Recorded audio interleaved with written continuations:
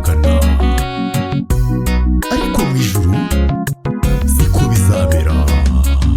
Hano muri iyi si yacu tubana n'inshuti zacu, tukishima tukanezerwa,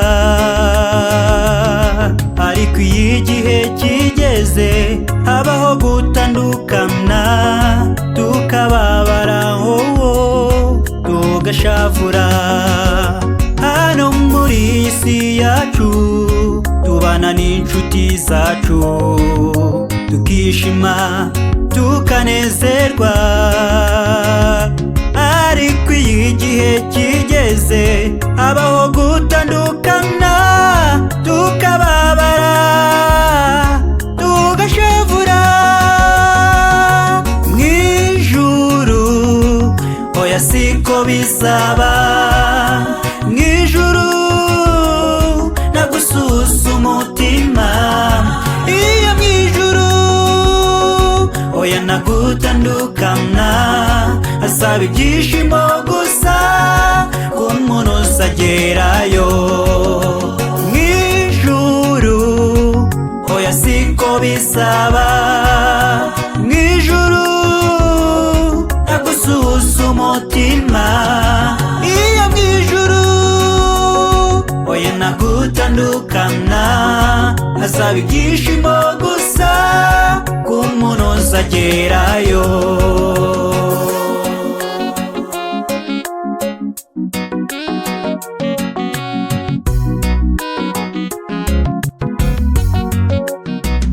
Iyo uri muri iyi si yacu maze ukishima, n'iby'agahe gato bikarangira, ariko mu ijuru tuzaba. Yesu niwe munezero, uzaza ryari Yesu ko tugukumbuye.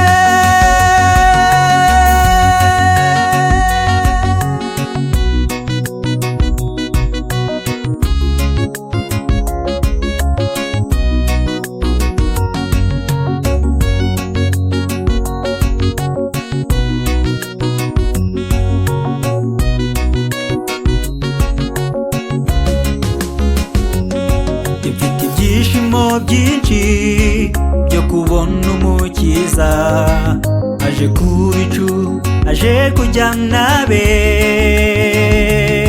azaba umunezero mwinshi ku bazaba biteguye.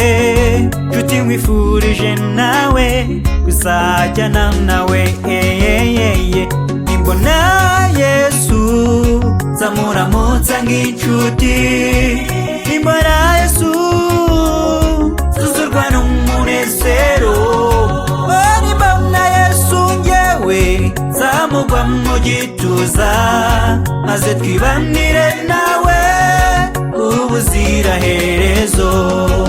Nimbona Yesu nzamuramutsa nk'inshuti, nimbona Yesu zuzurwa n'umunezero, nimbona Yesu njyewe nzamugwa mu gituza, maze twibanire nawe ubuziraherezo, maze twibanire nawe ubuziraherezo, maze twibanire